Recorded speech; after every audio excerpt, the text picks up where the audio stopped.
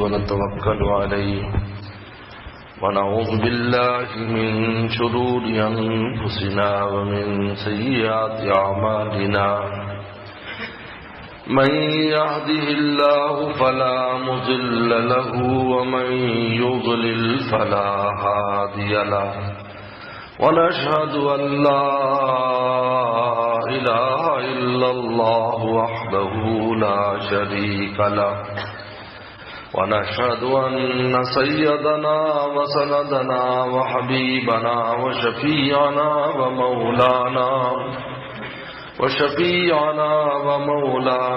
محمدا عبده ورسوله صلى الله تعالى عليه وعلى آله وأصحابه وبارك وسلم. أما بعد فأعوذ بالله من الشيطان الرجيم. بسم الله الرحمن الرحيم. وما يعقلها إلا العالمون.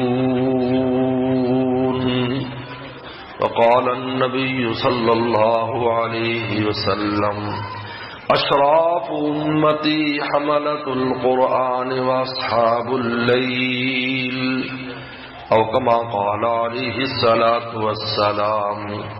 صدق اللہ صدق رسولہ النبی الکریم. حضرات المکرام، طلبہ اعزام، حضرت مولانا سید شیخ الحدیث حضرت مولانا سید نذیر احمد شاہ صاحب دام برکاتہ،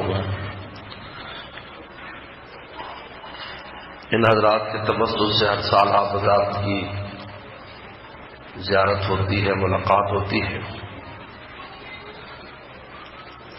ابھی بہت سے طلبہ جو اس سال فارغ ہو رہے ہیں درجہ تخصص سے، دور حدیث سے، حفظ سے، ان کی دستار بندی ہوگی. یہ دستار فضیلت معمولی نعمت نہیں ہے، اس کا شکریہ طالب علموں پر بھی واجب ہے، ان کے والدین پر بھی واجب ہے. اس دستار فضیلت تک انسان اتنی آسانی سے نہیں پہنچ جاتا جب تک اللہ آسان نہ کرے. ورنہ ہمارے حضرت مولانا سید یوسف بن نوری رحمۃ اللہ علیہ فرمایا کرتے تھے لکل شیء آفا، ہر چیز میں رکاوٹیں اور آفات ہیں. وللعلم آفات، فرمایا علم کے در راستے میں تو بہت آفتیں ہیں. پہلے زمانے کی آفتیں اور ہوتی تھیں، اس زمانے کی آفتیں اور ہیں. پہلے زمانے میں بھوک پیاس کا مسئلہ، روٹی کا مسئلہ. ایک محدث کے بارے میں لکھا ہے کہ 100 روٹیاں گھر سے بنوا کے لاتے تھے، ایک روٹی دریائے فرات میں نرم کر کے کھاتے، 24 گھنٹے گزارتے. جب 100 روٹیاں پوری ہو جاتی تو پھر روٹیاں لینے کے لیے گھر جاتے. لیکن آج اللہ تعالیٰ نے آسانیاں کر دی، لیکن آج دوسری قسم کی آفات ہے جو ہمیں منزل تک نہیں پہنچنے دیتی. خارجی آفات بھی ہیں، داخلی آفات بھی. خارجی آفات بھی ہیں. پورے عالم کا کفر اس بات پر متحد ہے کہ مدارس سے پیدا ہونے والے ان فضلاء کو کس طرح روکا جائے، مدارس کی زمین کو کیسے بنجر کیا جائے. اپنے بھی اس میں شامل ہیں، غیر تو غیر ہے، اپنے بھی شامل ہیں، ان کی بھی اس بات پر کوشش ہے. اور داخلی آفات نفس اور شیطان، معاشرہ، برادری، گھر والے علم حاصل کرنے نہیں دیتے ہیں، منزل تک نہیں پہنچنے دیتے ہیں. بالعلم آفات. میرے دوستو، اللہ تعالیٰ ارشاد فرماتے ہیں کہ وما یعقل الا العالمون.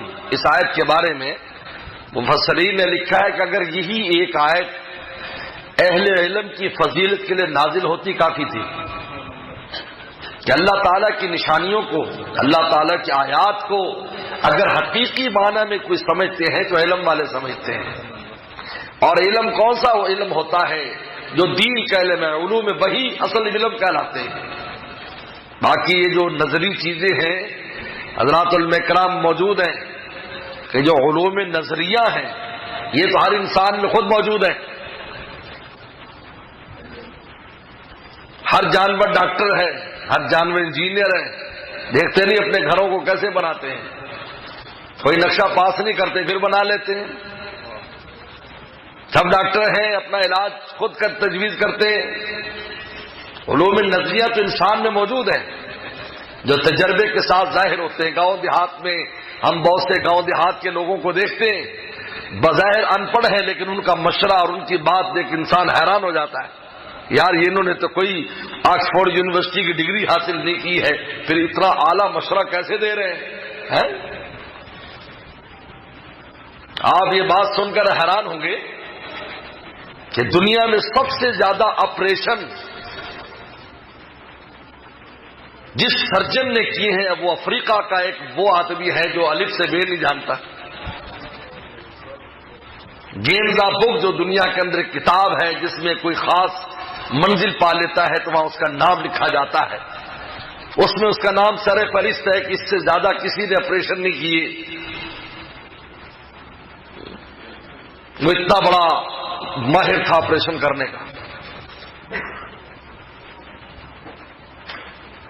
کہتے کہ وہ جانوروں کو پکڑا کرتا تھا.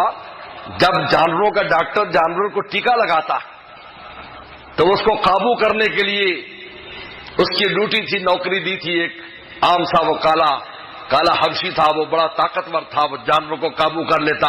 پھر جو عضو کاٹنا ہوتا یا انجیکشن لگانا ہوتا یا اس کو منہ کے راستے دوائی دینی ہوتی، لیکن اسی میں ہی وہ ایسا اس نے سیکھتے سیکھتے یہ سیکھ گیا کہ انسانوں کا آپریشن کرنے لگ گیا. ہمارے بر صغیر کی تاریخ میں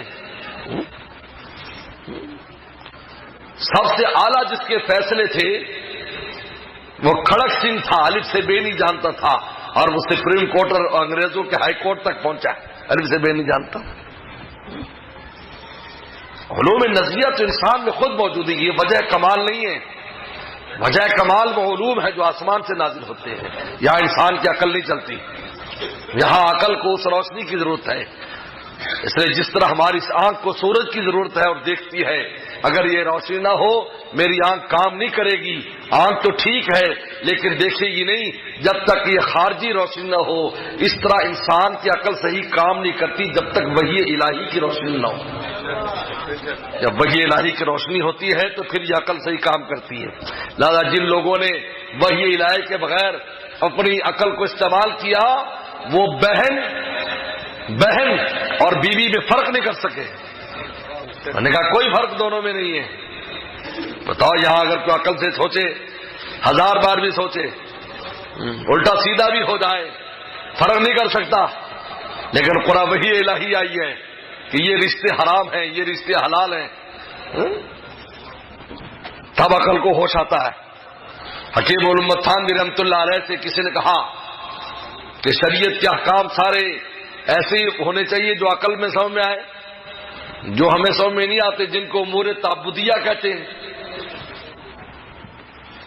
تو حضرت نے فرمایا، بڑی پیاری بات فرمائی، فرمایا تم کس عقل کی بات کرتے ہو؟ ایک سوال کیا اس عقل مند سے. بہت سے انسان آج کل یہ عام ہوا کھڑا ہے یہ فتنہ کہ عقلی سوالات وارد کرتے ہیں. ہم لوگوں کا جناب بس ہم ڈھیلے ہو جاتے ہیں. اوہ یار اس نے جو اعتراض کیا یہ تو بڑا زبردست ہے یار، یہ تحقیق تو آج تک نہیں سنی.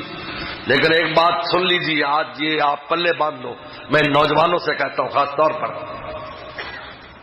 علامہ شہرستانی، عبد الکریم شہرستانی بڑا مشہور آدمی ہے، الملل والنحل کے نام سے اس کی کتاب ہے. فرقوں کی تفصیل دیکھنی ہو تو اس کتاب کا اردو ترجمہ بھی شاید اس کا آ گیا ہے. پہلے ابن حزم اندلسی نے لکھی، اس کے بعد یہ عبد الکریم شاہ. یہ بہت عمدہ کتاب ہے، پڑھنے کے لائق ہے کہ دنیا میں فرقے کیسے بنے اور کس طرح کے فرقے ہیں اور کیا کچھ کرتے ہیں.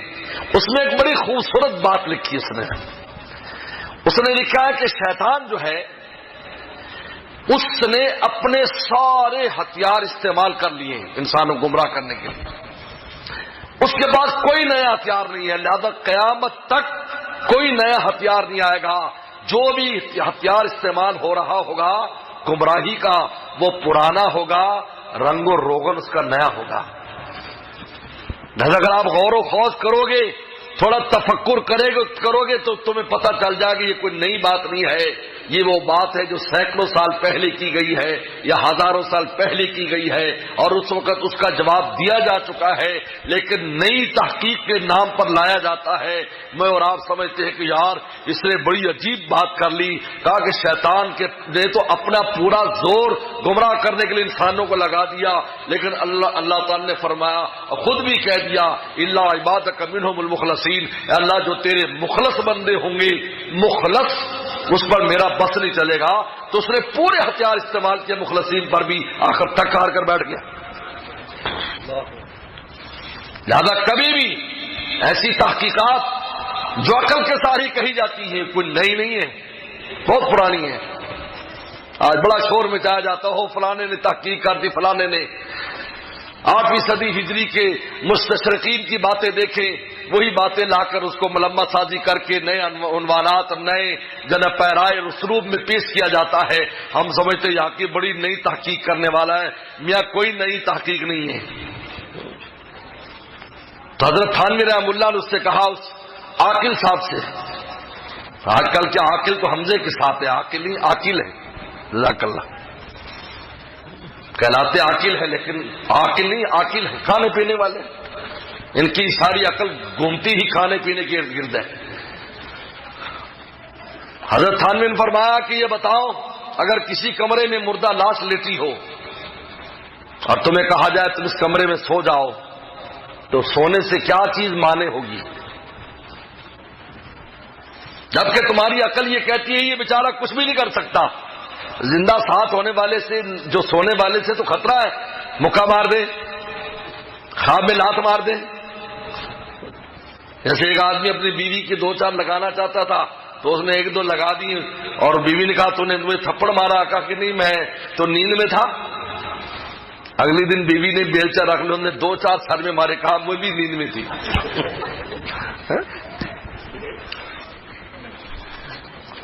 انہوں نے کہا تم سو سکتے ہو؟ انہوں نے کہا نہیں، کیوں؟ کہا قوت واہمہ جو ہے نا، وہم، وہ بار بار کہے گا زندہ لاش کے قصے جو بچپن میں سنے تھے جھوٹے، وہ یاد آنے شروع ہو جائیں گے۔ حالانکہ عقل بار بار سوچتا ہے کہ نہیں ہو ہی نہیں سکتا مجھے کچھ کہے، لیکن پھر وہم جو ہے وہ ایسا طاری ہوگا کہ سونے نہیں دے گا اس لاش کے پاس۔ حضرت تھانوی رحمہ اللہ نے فرمایا تیری وہ عقل جو وہم کا مقابلہ نہیں کر سکتی وہ شریعت مطہرہ کا مقابلہ کرے گی؟ تو شریعت کے وہاں پر عقل لاتا ہے۔ اس لیے میرے دوستو عقل بھی وہی عقل ہے جو شریعت کی روشنی میں ہے، ورنہ اس سے بڑی بے عقلی کوئی نہیں ہے۔ آج دنیا میں ہم لوگوں کی باتیں اس قسم کی سنتے ہیں، حیرت ہوتی ہے یہ لوگ کس عقل کی بات کرتے ہیں۔ اللہ تعالیٰ نے وحی کی روشنی ہمیں دی ہے اس عقل کو استعمال کرنے کے لیے، اس عقل کو استعمال کرو لیکن شریعت کی روشنی میں استعمال کرو، اس سے باہر نہ نکلنا، اس سے باہر نکلو گے منزل گم کر دو گے تم۔ بغیر روشنی کے جو گاڑی چلے گی ایکسیڈنٹ کرے گی یا گڑھے میں گرے گی۔ تو علم ہے کون سا؟ علم ہوتا ہی وہ ہے جو آسمانی علم ہے، یہ علم کہلاتا ہے، یہ زمین کا علم علم نہیں کہلاتے، ویسے نام لکھ دیتے علم، یہ تو سنت گری ہے، یہ تو کام ہے۔ پہلے ان کا نام اور جب اور نام بن گئے، لیکن یہ علوم نہیں ہے۔ اس لیے مولانا جلال الدین رومی رحمہ اللہ نے بڑی پیاری بات کی، علم آنس کے بخشایت رہی، علم وہ ہے جو اللہ کا راستہ کھول دے۔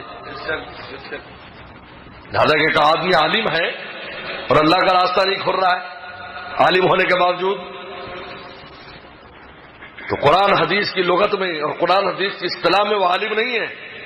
انما یخشی اللہ من عباد العلماء، خشیت کو علم کے لیے لازم خاصہ قرار دیا گیا ہے، علم کا خاصہ خشیت قرار دیا گیا ہے، اور خشیت نہیں ہے اب بتائیں وہ اصطلاحی عالم یعنی ہمارے اور آپ کے نزدیک تو سند یافتہ عالم ہو سکتا ہے، لیکن اللہ رسول کی نظر میں عالم نہیں ہے، کیونکہ علم کو تو چاہیے تھا، علم اس میں خشیت پیدا کرتا۔ جب وہ اللہ تعالیٰ کو پہچان چکا ہے، اللہ کا علم حاصل کر چکا ہے، اب اس پر خشیت اور خوف طاری ہونا چاہیے تھا۔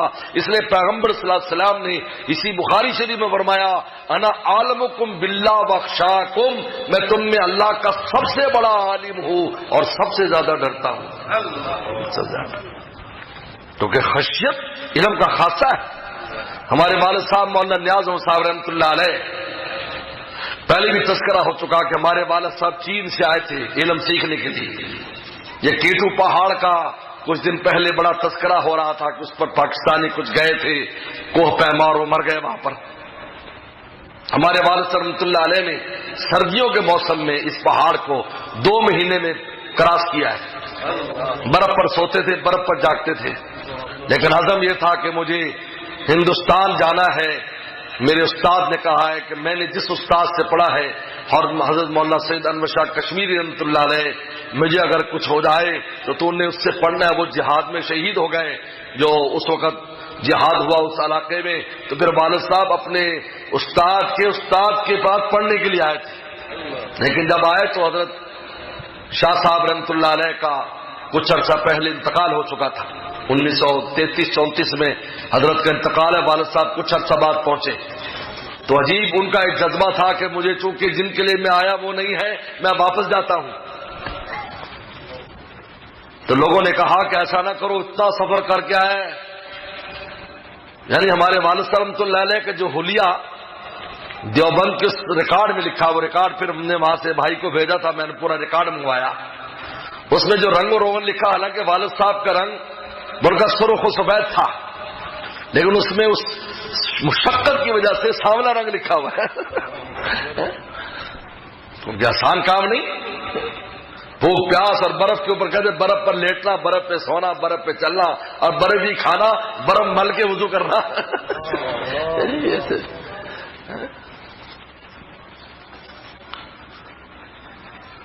تو اس طرح دیوبند میں آئے، لیکن تو لوگوں نے کہا، پھر حضرت مولانا شبیر عثمانی رحمۃ اللہ علیہ سے ملاقات کرائی ان کا یہ بچہ آیا ہے، ہدایہ بلین پڑھ کر آئے تھے والد صاحب اپنے علاقے سے، کہ یہ بچہ آیا ہے اور یہ کہتا ہے شاہ صاحب نہیں تو میں جاتا ہوں۔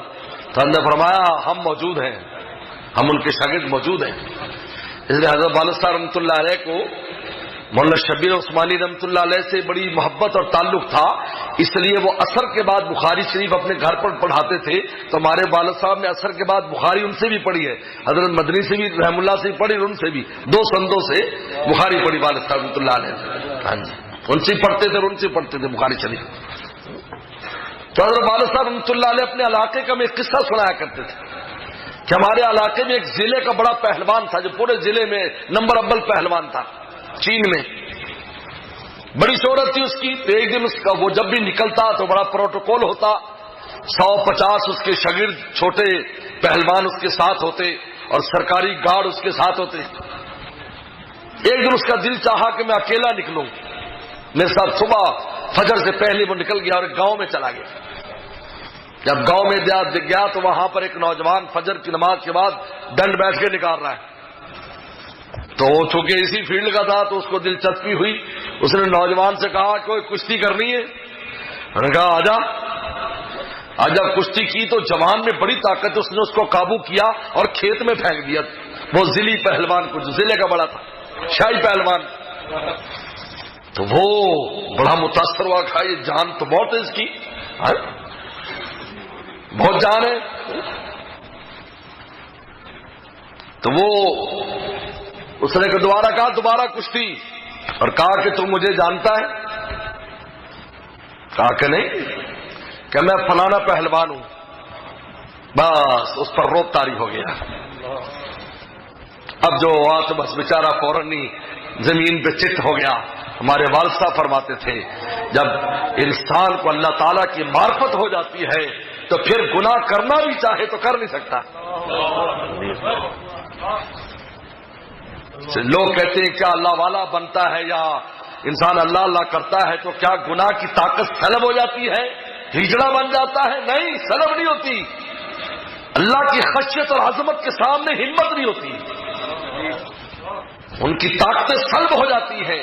جس طریقے پر یہ روشنیاں جو آج رات کو نظر آ رہی ہیں، صبح کو سورج نکلے گا، یہ جلنے کے باوجود اپنا وجود گم کر بیٹھتی ہے، اسی طرح جب اللہ کی عظمت انسان پر کھل جاتی ہے پھر اس کے اللے تللے سب ختم ہو جاتے ہیں۔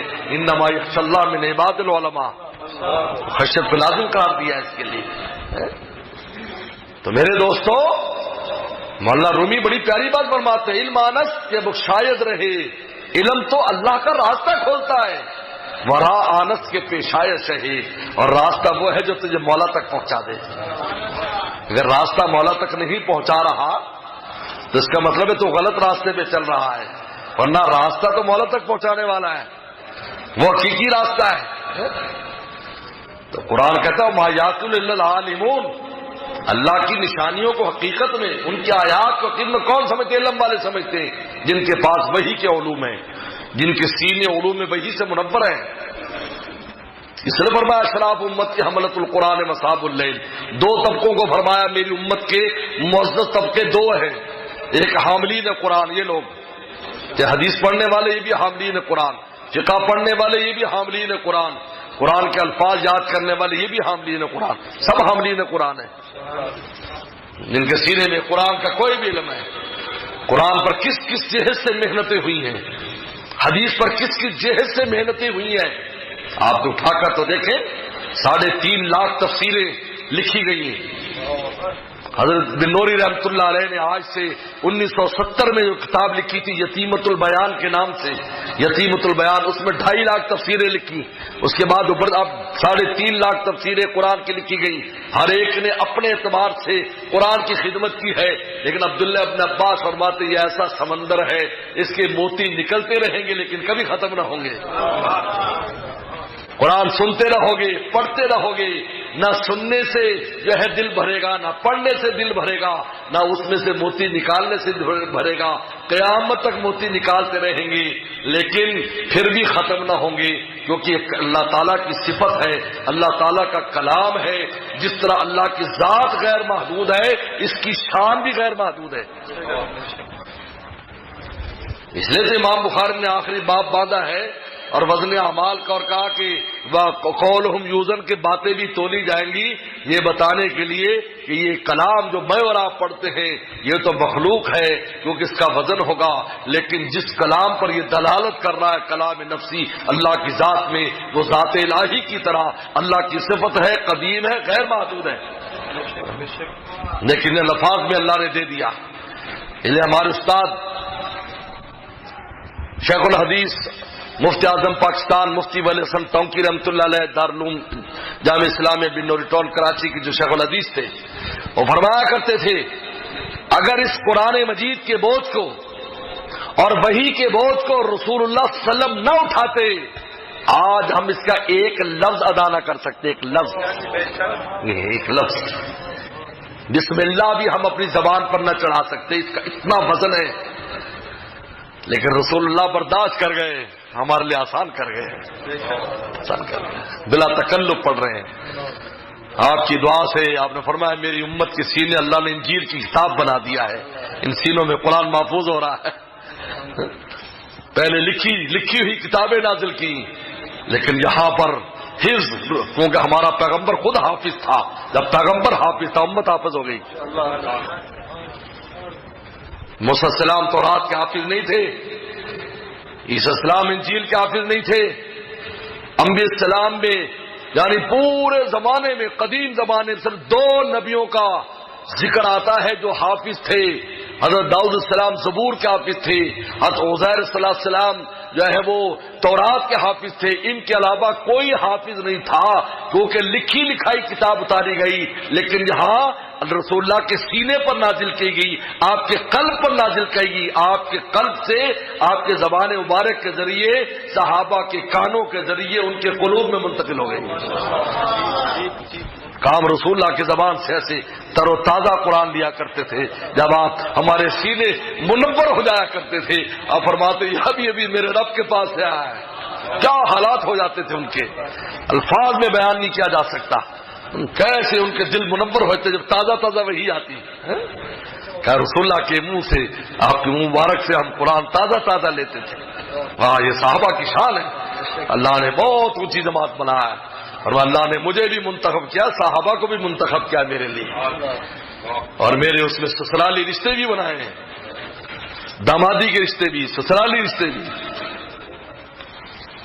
اس لیے جس طرح 5 اولو العزم پیغمبر ہیں، ان کا جو 5 اولو العزم پیغمبر میں سے 4 کا رسول اللہ سے جو رشتہ ہے، 4 بڑے صحابہ کا بھی وہی رشتہ ہے، وہی رشتہ ہے. 4 اولو العزم پیغمبر نوح علیہ السلام، ابراہیم السلام، یہ دونوں پیغمبر السلام کے والد کی حیثیت رکھتے ہیں. آپ فرماتے تھے میں اپنے والد، اپنے دادا ابراہیم کی دعا، اور نوح صلی اللہ علیہ وسلم تو سب کے باپ ہیں، آدم ثانی کہا جاتا ہے. اور 2 اولو العزم پیغمبر موسیٰ علیہ السلام، عیسیٰ علیہ السلام حضور صلی اللہ علیہ وسلم سے فرزندی کی نسبت رکھتے، فرزندی کی.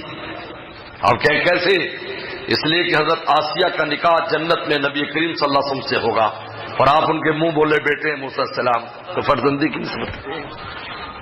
میں نہیں کہہ رہا، حضرت مولانا یوسف الدانوی شہید رحم اللہ نے فرمایا، اور آپ کتابوں میں بھی تحقیق ہے، تائید ہمارے بڑوں کی حاصل ہے. فرمایا عیسیٰ علیہ السلام حضرت مریم علیہ السلام کے بیٹے ہیں، مریم السلام کا نکاح بھی جنت میں نبی کریم صلی اللہ علیہ وسلم سے ہوگا، تو عیسیٰ علیہ السلام بھی آپ کے بیٹے ہو گئے. اور یہی نسبت 4 صحابہ میں ابو بکر عمر شیخین رضی اللہ عنہما پیغمبر السلام کی والد کی حیثیت رکھتے ہیں، کیونکہ سسر ہیں، اور عثمان غنی رضی اللہ عنہما داماد بیٹے کی حیثیت رکھتے ہیں. اس لیے وہ ایک حدیث شریف میں بھی آتا ہے، آپ نے فرمایا ابو بکر فی الجنہ، ابو بکر جنت میں ہوگا. ابو بکر فرمایا ابو بکر جنت میں ہوگا، اور اس کا مقام ابراہیم السلام کے ساتھ ہوگا، کیونکہ ابراہیم السلام اواہ کریم، بہت زیادہ نرم دل تھے. جب وہ آئے فرشتے کہ کیسے، کہا کہ ہم قوم لوط کو عذاب دینے ہیں، تو اس سے کہنے لگا نہیں کچھ نہ کرو، ایسا کرو ویسا کرو. اواہ کریم، بہت نرم دل تھے، اور نرمی آ گئی دل میں. اور حضرت عمر رضی اللہ تعالیٰ عنہ کی شان اشدہم فی امن عمر، اور حدیث میں آتا ہے اب عمر فی الجنہ، اور اس کا مقام جنت میں نوح علیہ السلام کے ساتھ ہوگا. ربی لا تذر علی الارض من الکافرین دیارا، اللہ کسی کافر کو نہ چھوڑنا، سواہ کر دے سب کا. تو میرے دوستو، تو فرمایا کہ 2 طبقات اس امت کے ہیں جو اشراف ہیں، جو معزز ہیں. اشراف و حملۃ القرآن، حاملین قرآن، تو قرآن کے حامل ہیں، قرآن کے علوم جن کے پاس ہے، ان میں الفاظ قرآنی بھی ہیں، ان میں دیگر سارے علوم شامل اس میں. اس قرآن پر، حدیث پر کیا کیا محنتیں کی گئی، اللہ اکبر. ایک ایک لفظ کے لیے، ایک ایک لفظ کے لیے، ایک لفظ کے لیے سینکڑوں میلوں کا سفر کے لفظ کے لیے کیا کیا طریقے اختیار کیے گئے. بقی بن مخلد امام بن حنبل کا بڑا مشہور شاگرد ہے، ان دنوں میں حدیث پڑھی ہے جن دنوں میں حضرت امام صاحب جیل میں تھے، ان دنوں میں حدیث پڑھی ہے، اور آئے تھے وہاں سے اندلس سے. اور عجیب بات ہے، یہ پیدل سفر کرتے تھے، کہتے 100 میل 200 میل معمولی سا تھا. وہ کہتے ہیں 100 میل پر محدث حدیث ہے، فوراً اپنی ڈانگ جس کو کہتے ہیں اپنا سوٹا اور اپنا ڈنڈا ہاتھ میں لیتے اور تھیلا لٹکاتے اور اس میں کچھ چنے ڈالتے، پیدل چل پڑتے. کہا یہ 100 میل تو یہ معمولی ہے، میں ابھی جا کر حدیث پڑھاتا ہوں. تقریباً 45,000 میل لکھا ہے، 45,000 میل انہوں نے پیدل سفر کیا اس علم کے لیے. امام صاحب کے ہاں آئے تو امام صاحب تو جیل میں تھے، تو کسی طرح وہاں پہنچ گئے، ایک گداگر کا روپ ڈھال کر، گداگر کا روپ ڈھال کر وہاں چلے گئے. تو وہ حضرت بند تھے وہاں پر، نظر بند تھے.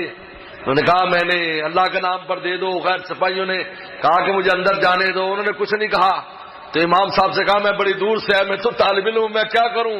انہوں نے کہا روزانہ ایسے آیا کر، 1-2 حدیثیں تجھے میں روزانہ پڑھا دیا کروں گا. وہ مانگنے کے لیے آتے روزانہ.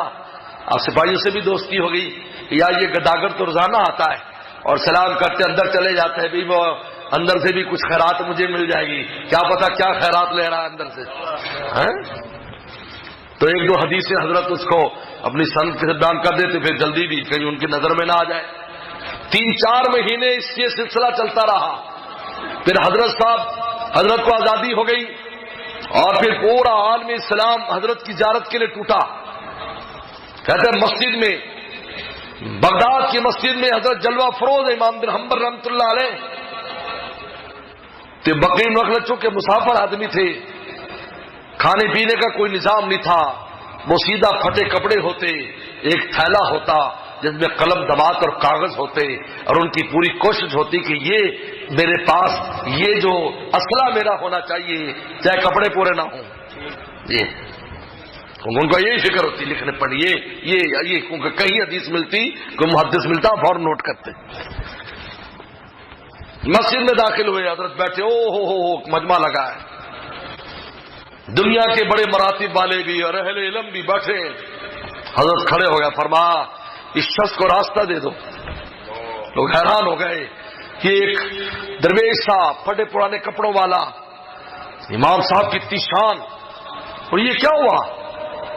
اور راستہ دیا، سینے سے لگایا، فرمایا یہ وہ شخص ہے جب تم میں سے کوئی مجھ تک نہ آ سکا اس نے مجھ سے حدیثیں پڑھی ہیں. حاملین قرآن، حاملین حدیث، حاملین فقہ. فرمایا یہ وہ طبقہ ہے اشراف امتی سمت کا معزز طبقہ. یہ نہیں ہے جن کو تم معزز سمجھتے ہو. میرے مرشد عارف باللہ شاہ حکیم اختر صاحب بڑی پیاری بات فرماتے تھے. فرمایا آج غلام اپنی قیمت غلاموں سے لگاتا ہے، اور میاں غلام کی قیمت تو آقا لگائے گا. غلاموں سے لگاتا ہے. کتنے لوگ مجھے سلام کرتے ہیں، کتنے لوگ مجھے پروٹوکول دیتے ہیں، میری واہ واہ ہے، جی واہ واہ ہے، میں بڑا آدمی ہوں. اللہ تعالیٰ کے ہاں حدیث شریف میں ایک موٹا تازہ لایا جائے گا، آدمی پہاڑ جتنا ہوگا، اور جب اس کو نام اعمال کی اس میں رکھا جائے گا اس کو تو فرمایا کہ مچھر کے پربے کے برابر بھی اس کا وزن نہیں نکلے گا.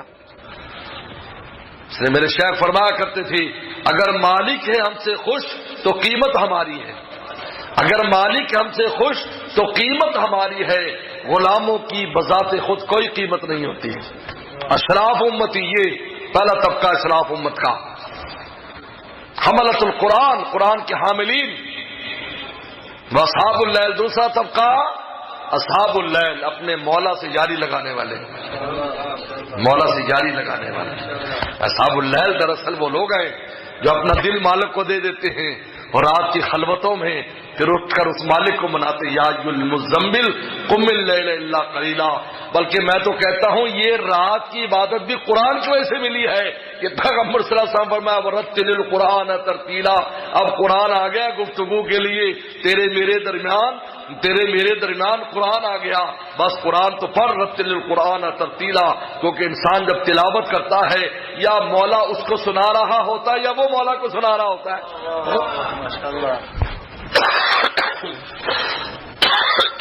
اس لیے میرے دوستو اصحاب اللیل اللہ سے تعلق لگانے والے، راتوں کو خدا کو منانے والے، اللہ کے سامنے زاریہ کرنے والے.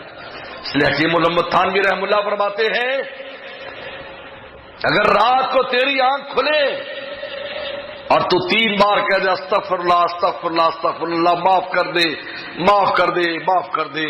فرمایا کہ والمستغفرین بالاسحار، جس طبقے کو کہا گیا کہ رات کے تڑکے صبح ہونے لگتی ہے تو رات بھر عبادت کے باوجود جو کوتاہیاں ہو گئی اللہ معاف کر دے، ہم تجھے راضی نہ کر سکے، پوری رات عبادت کر کے بھی روتے اللہ ہم کچھ نہ کر سکے.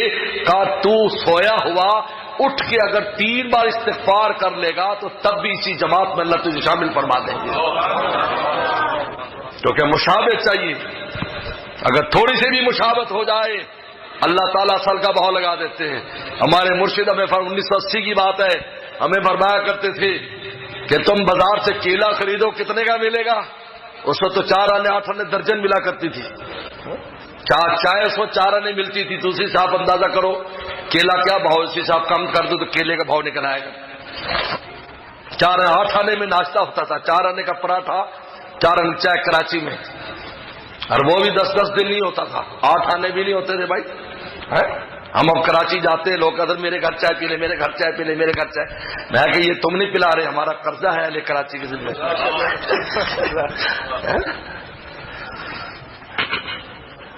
ہمیں فرماتے ہیں کہ کیلا کتنے کا ملتا ہے؟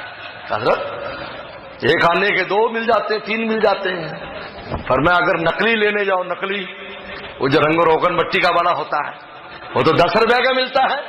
فرمایا اللہ کی ذات وہ ہے کہ کبھی انسان نقل کر کے آتا ہے، اصل سے زیادہ دے دیتے ہیں اس پر. اس لیے وہ ابو داؤد شریف کی حدیث ہے نا، لعنین المذنبین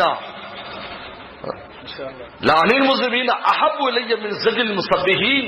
فرمایا کہ جو روتا ہے، گناہ پر روتا ہے اور اس کی آواز آتی رونے کی، مجھے زیادہ پیاری لگتی ہے تسبیح والوں سے. میرے شیخ فرماتے تھے کیونکہ تسبیح والے تو میرے اپنے ہیں، یہ میرا گمشدہ بندہ واپس آیا ہے. دادا جس طرح بندے کا بچہ گم ہو جائے، سارے ہوں تو اس گمشدہ کو سینے سے لگا کر پیار کرے گا، ہائے یہ اتنے دن کہاں رہا. حالانکہ سارے وہ تو پیارے ہیں جو خدمت گزار ہیں. فرمایا یہ ذکر اذکار کرنے والے تو میرے پیارے ہیں، یہ جب توبہ کر کے گمشدہ میرا بندہ آیا ہے، احب الی من زجر المسبحین. فرمایا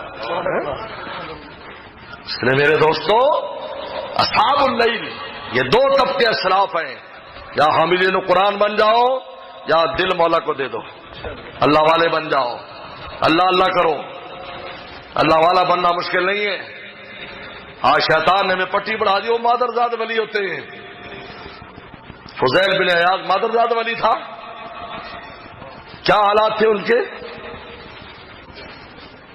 اللہ نے اتنا بڑا انسان بنا دیا اس کو جب توبہ کی کہ تاریخ میں لکھا ہے، میں نے خود پڑھا کہ حضرت سفیان ثوری، حضرت سفیان بن عیینہ رضی اللہ عنہما رحمۃ اللہ علیہما معمولی لوگ نہیں ہیں، بہت بڑے انسان ہیں. یہ لوگ دونوں بہت بڑے انسان ہیں. سفیان بن عیینہ کے بارے میں لکھا ہے 4 سال میں قرآن حفظ کیا، 70 حج کیے. جب 70واں حج کیا تو میدان عرفات میں کھڑے ہو گئے، اللہ ہر سال دعا کرتا ہوں لا تجر آخر احد، اللہ آخری حج نہ بنانا، تو لے آتا ہے 70 ہو گئے. اب مجھے شرم آتی ہے یہ کہتے ہوئے کہ اگلے سال لے آنا، کہ اسی سال انتقال ہو گیا. کہا فضیل بن عیاض جو پہلے ڈاکے مارتے تھے پھر توبہ ہے، وہ بھی مکہ ہجرت کر گئے تھے، یہ بھی دونوں مکی ہیں. کہا کیا شان تھی کہ ایک محدث کی گود میں سر ہوتا تھا اور دوسرے محدث کی گود میں پاؤں ہوتے تھے، حضرت لیٹے ہوتے تھے، دونوں خدمت کر رہے ہوتے تھے. تاریخ پڑھے آپ. امام دل حنبل رحمۃ اللہ علیہ نے حضرت بشر حافی کے بارے میں ایسی تھوڑی کہہ دیتے، بشر حافی بھی محدث ہے لیکن ان پر اللہ کا غلبہ ہو گیا. تو کسی نے کہا کہ حضرت وہ مسئلہ پوچھ رہے حدیث پڑھنے تو آپ کے پاس آتے ہیں، کیونکہ کوئی مسئلہ ہوتا تو ان کے پاس آتے ہیں، آپ ان کے پاس کیوں جاتے ہیں؟ کہا میں کتاب جانتا ہوں، وہ صاحب کتاب کو جانتے ہیں، میں چاہتا ہوں صاحب کتاب سے میرا بھی تعارف ہو جائے. اللہ خود بھی بڑے لوگ تھے یہ، لیکن حریص تھے نا. حریص آدمی جو ہوتا ہے اس کی حرص ختم نہیں ہوتی. اللہ خود بھی سب کچھ تھا ان کے پاس لیکن حرص نہیں ہے، کہیں سے ملی. موسیٰ علیہ السلام کو نہیں دیکھتے، علم کی کمی تھی. اللہ فرمایا نہیں، میرے ایک بندہ ہے مجمل بحرین میں، اللہ جلدی بتائیے میں کیسے جاؤں گا، فوراً چل پڑے، مجھے جلدی بتائیے. اس لیے امام بخاری نے وہاں کہا کہ سردار بننے سے پہلے علم حاصل کرو گا، سردار بننے کے بعد بھی حاصل کرو، یعنی مشغولیت کے بعد بھی علم حاصل کرو. موسیٰ علیہ السلام کو دیکھو، اتنی بڑی ذمہ داری، اور وہی بنی اسرائیل جیسی قوم کی جس کے بارے میں سب قرآن نے بیان کیا وہ کیسی قوم تھی، لیکن فرمایا اللہ جلدی بتائیے میں علم سیکھنے جاتا ہوں. بس میرے دوستو، میں مبارکباد پیش کرتا ہوں مدرسے والوں کو، ان بچوں کو بھی، ان کے والدین کو بھی، کہ اللہ تعالیٰ کا فضل عظیم ہے. کیا یہ دین کا علم اپنی اپنی منزل پر پہنچے ہوئے ہیں. قرآن حاصل ہو گیا، منزل مل گئی، حدیث پڑھ لی، دورہ حدیث کر لے، ایک منزل مل گئی، مفتی بن گئے، منزل مل گئی. یہ ساری منزلیں ہیں، یہ نہ سمجھے یہ ناقص ہی زیادہ ہیں. بعض لوگ موازنہ کرنے چاہتے حافظ ہی ہے، اچھا یہ بھی کتا ہے بس. آپ وہ حدیث پڑھیں، من اخذہ بحظ وافر، اس کے 2 معنی لکھے محدثین نے کہ یہ وراثت پیغمبر ہے، جو لے تو حظ وافر لے، یعنی خوب حاصل کرے. اور حظ وافر کا دوسرا معنی لکھا ہے کہ اگر کسی نے تھوڑا سا بھی حاصل کر لیا ہے تو بہت بڑی چیز حاصل کر لی ہے، تو معمولی نہ سمجھے.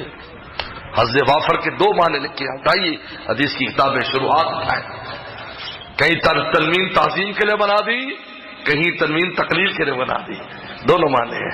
یہ تو قرآن اور حدیث کا خاصہ ہے کہ ایک ہی لفظ کے اندر جو بھی معنی نکلتے ہیں.